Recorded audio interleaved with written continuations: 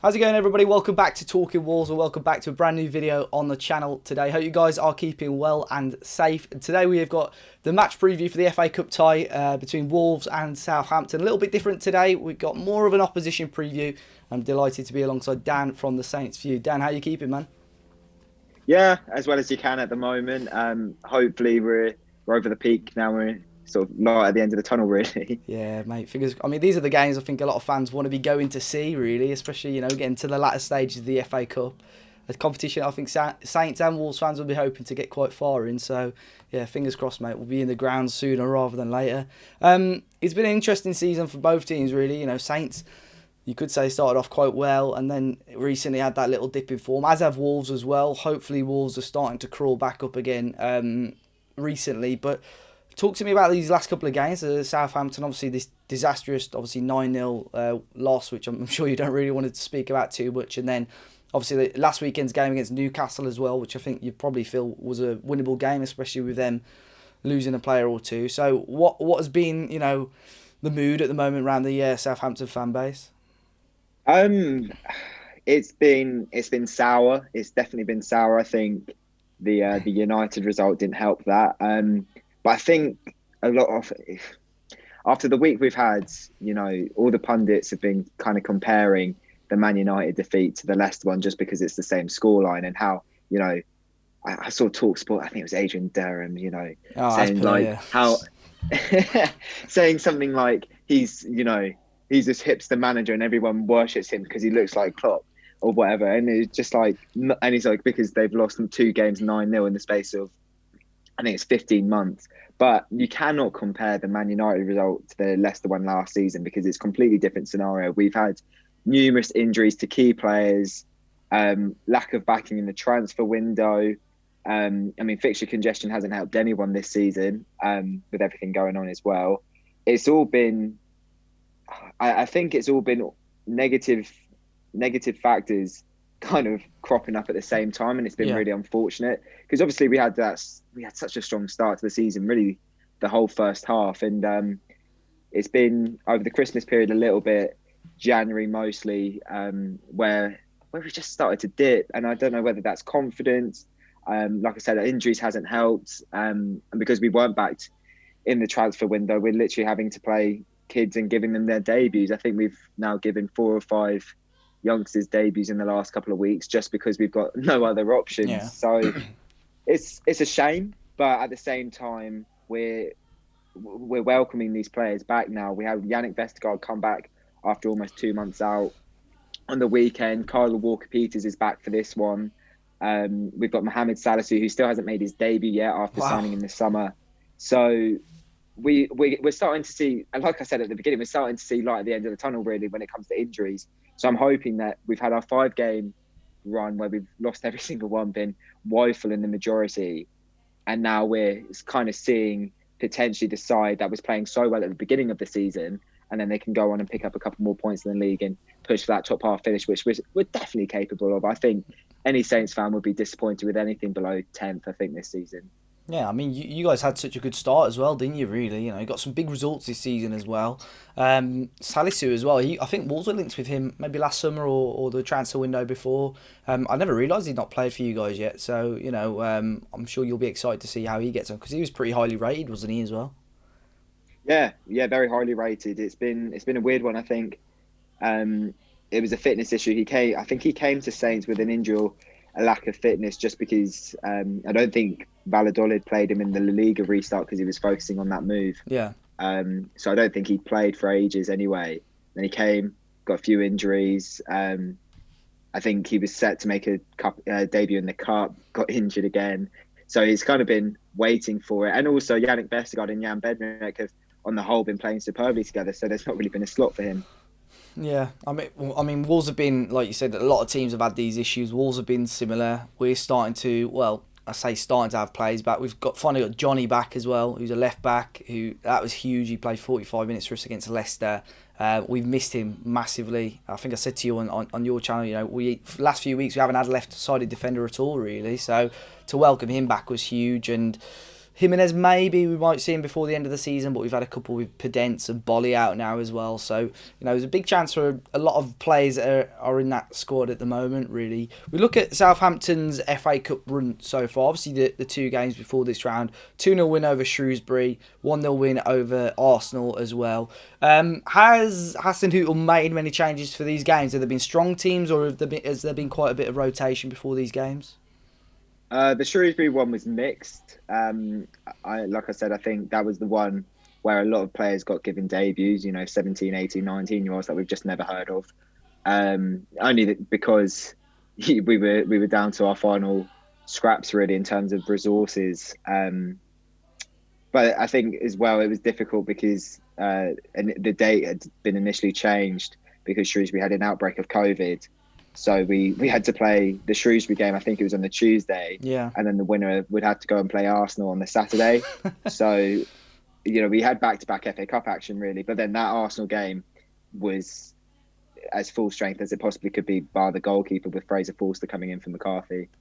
Do you think, what do you think on Thursday? Then do you think there'll be many changes or similar sort of thing? Strong team with maybe a changing goalkeeper? I think there will be changes, but that's because we're welcoming key players back. Yeah. So comparing the lineup from Newcastle and Man United, there'll be a few different players in there. You'll probably be happy to know that Minamino, after his great start against Newcastle, he's cup tied. Oh wow, that's all right then. and then Stuart Armstrong, I don't think is fit. So we might be having to, find a makeshift left winger and put him on the right.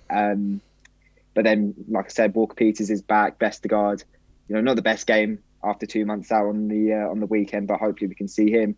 Fans are calling for Salisu to make his debut, and I back that as well. But then, you've got your expectant Southampton players, your Bertrands, your Redmonds, your Danny Ingses, your Shea Adams, Ward-Prowse, all of them. So I think really we're excited because this is quite possibly the chance to play our best possible team, really, for the first time in two and a half months.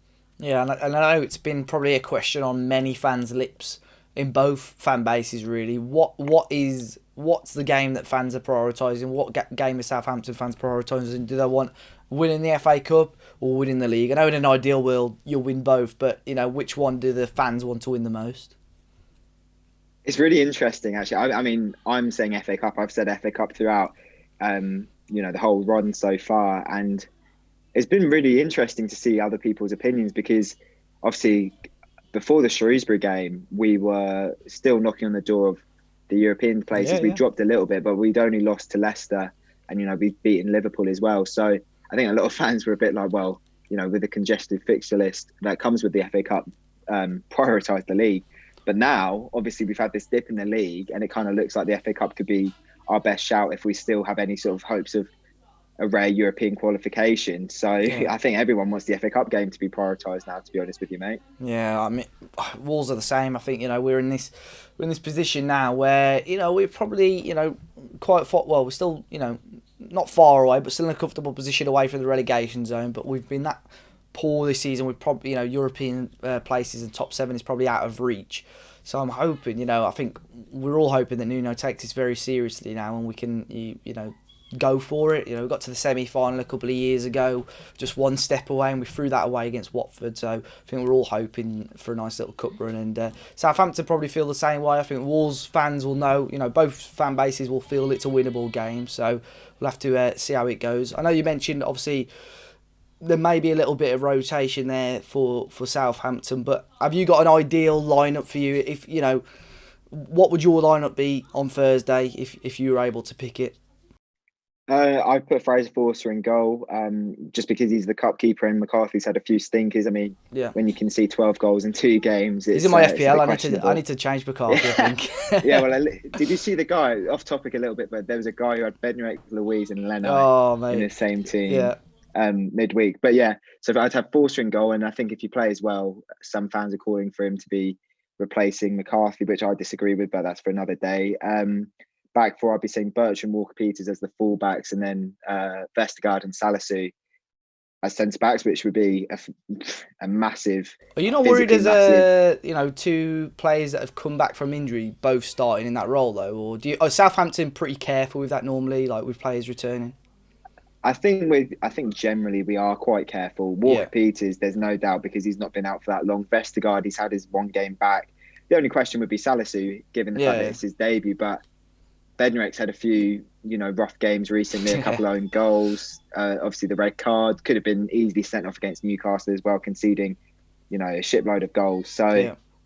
I'd be putting Salisu in there. I don't see why we wouldn't. And 6'4" and 6'7" centre backs, Oof, hopefully yeah, winning all those aerial duels with Ward Prowse to set pieces. Ward Prowse in the middle, of course, alongside Aura Romeu. And then I think we'd put Redmond on the left and Gineppo on the right. Personally, it's a shame because I'd like to see Armstrong in there always, or Minamino now that we've got him. But they're probably the obvious options. And then Ings and Adams up front, who both need a goal because they're both, suffering bad goal droughts.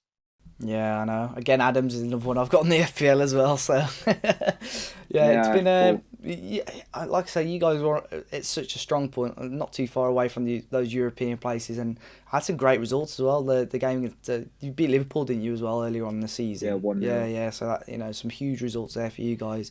And what are your score predictions then? Let's talk about the FA Cup for the time being. What's your score prediction for Thursday's game? I can see it going extra time, Yeah. which I don't really want. I don't think either side wants No, it. no, yeah. You know what? I am slightly optimistic. I think even though in the league we've not been performing, we've been performing badly. The FA Cup game against Arsenal was a very strong performance. I think we'll nick it. I think we will nick it. I think I'm going to go for 2-1. I think it's be close. I think you guys will give us a really good game. But I'm optimistic, and I want to be optimistic because I love the cup. I want us to do well, and like you said, you're 2 wins away from Wembley. Even if Yeah, fans can't exactly. go, you want to see your team get to Wembley. Exactly, yeah. Yeah, well, Dan, it's been a pleasure chatting to you. Where can people find you if they wish to? At all, I was going to say talking Talking Wolves. Wolves. Then at Saint, yeah, plug you guys. The Saints View on Twitter, Instagram, YouTube, Saints fan channel. If you want your Saints content, if you want Saints news, follow us on our socials, and yeah, you can follow me at Dan J Hargraves on Twitter if you want to as well. Perfect, mate. Well, guys, thanks a lot for watching. Be sure to leave us your comments ahead of this FA Cup clash in the comment section down below. Be sure to hit the like button and subscribe to the channel if you do. And until next time, I'll see you all very, very soon.